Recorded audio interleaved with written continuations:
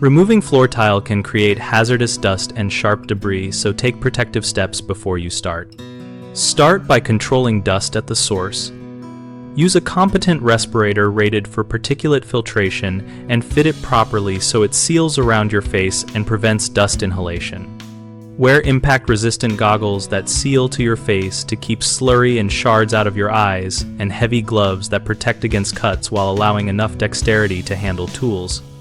Turn off your heating and cooling system and seal duct openings so dust does not spread through the house, and tape plastic sheeting around doorways and vents to create a containment zone.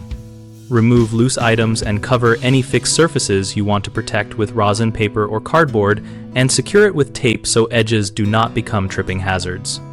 Work in smaller areas and wet score or mist tiles lightly before prying to reduce airborne dust, but never saturate plywood subfloors or leave excess water that can cause swelling or mold.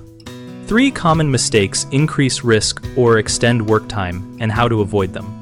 Rushing into tile removal without controlling dust spreads particles through the home, so take the time to properly seal the area and shut off the forced air system.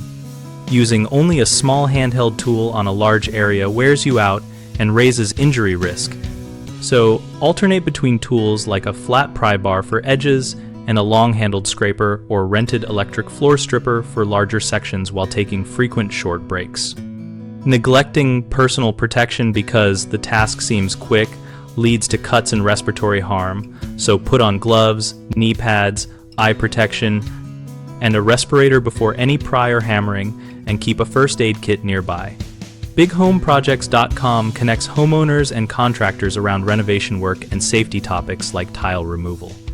We help people find local contractors and give contractors a place to find jobs, and join our discussion community where we share tips, ask questions, and learn from each other.